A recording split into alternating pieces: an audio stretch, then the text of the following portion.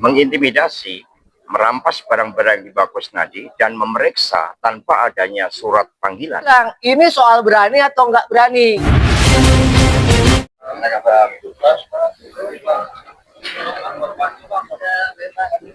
Gus, bentar ikut.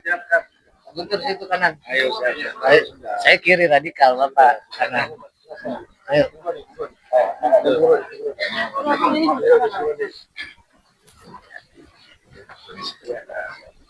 Ya, Pak Hasto. Ya, oke. Ya. Baik, terima kasih rekan-rekan pers. Jadi tadi secara khusus saya menyoroti tentang tindakan unprofessional conduct terhadap apa yang saya alami ketika dengan niat baik hadir sebagai saksi di KPK pada tanggal 10 Juni 2024.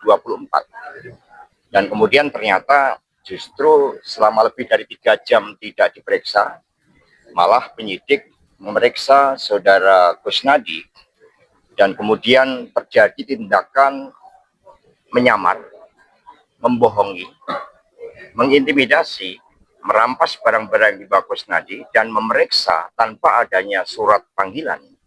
Ternyata itu bukan kategori unprofessional conduct, tetapi merupakan suatu tindakan kesewenang-wenangan yang ditunjukkan oleh penyidik dan oleh ahli, bahkan dikatakan itu bisa dimasukkan dalam kategori tindak pidana.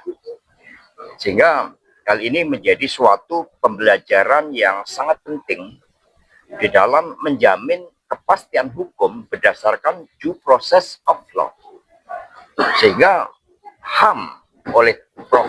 Marwar Sihaan ditegaskan itulah sebagai norma di dalam konstitusi kita yang menjadi landasan agar di dalam penegakan hukum tidak ada pelanggaran HAM, apalagi suatu tindakan kesewenang-wenangan.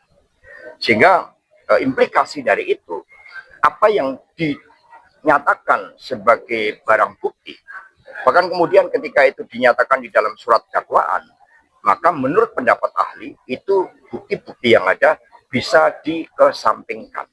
Apalagi dari keterangan saksi-saksi fakta, memang sampai persidangan ini berlangsung hari ini tidak ada bukti-bukti sebagaimana yang didakwakan. Meskipun demikian, kami percayakan segala sesuatunya kepada majelis hakim yang kami yakini akan mengambil keputusan berdasarkan keadilan terhadap Tuhan yang Maha Esa.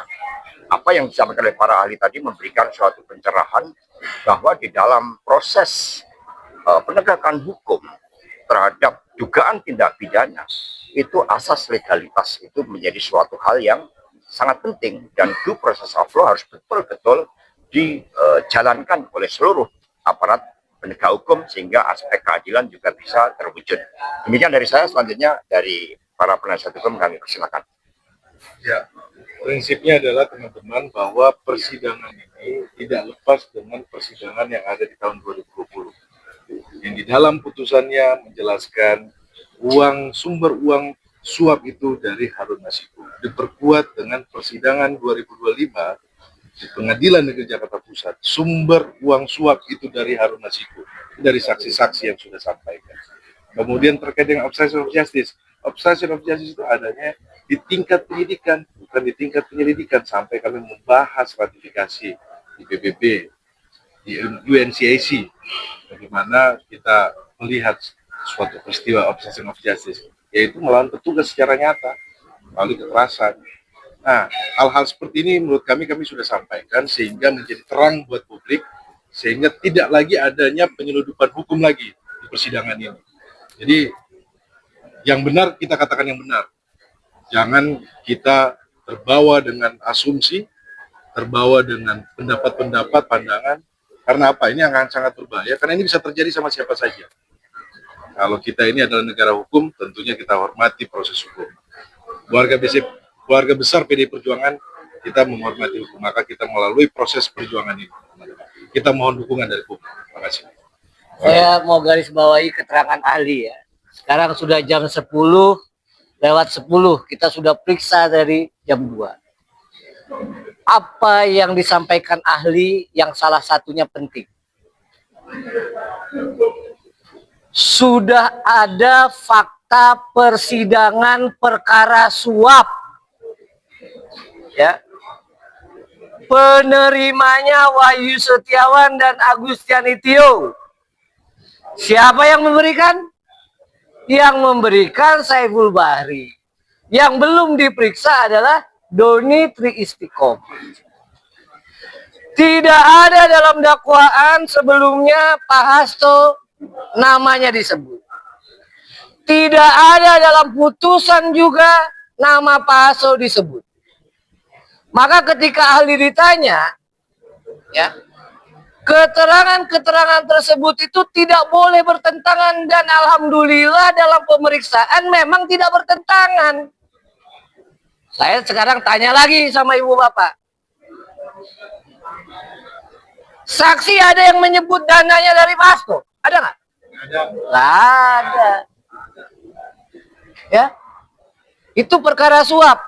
Sekarang perintangan. Hanya 2 itu yang di dalam dakwaan itu.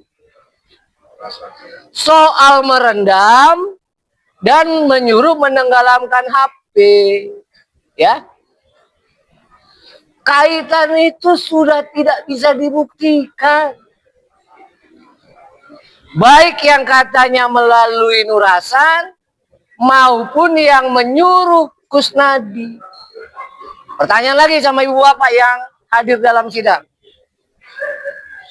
Ada Kusnadi bilang, memang saya disuruh Pak Hasto nenggelamkan HP? Ada keterangannya? Nggak ada. Nur Hasan juga bilang bahwa Pak Hasto yang menyuruh merendam. Ada nggak? Nggak ada. Makanya kita tadi bantu penuntut umum. Mungkin mereka malu mau nanya. Ya, kita bantu. Ada nggak contoh-contoh penuntut umum menuntut bebas? Ternyata ada. Yang pertama perkara Tanjung Priok. Karena hukum acaranya digunakan hukum acara biasa terhadap kasus pelanggaran HAM berat. Maka tuntutannya bebas. Yang kedua perkara apa? Landak 4 ekor. Ya, di PN Denpasar. Penuntut umum menuntut bebas. Yang ketiga, guru honorer di Konawe. Betul ya? Mudah-mudahan keempat kasusnya Pak Hasto. Ya. Kalaupun ya tadi ahli bilang ini soal berani atau enggak berani. Kalaupun penuntut umum udah dibantu keterangan ahli, enggak berani juga. Tidak bosan kita semua Bapak Ibu ya berdoa agar majelis hakim berani membebaskan Pak Hasto dari segala tuntutan.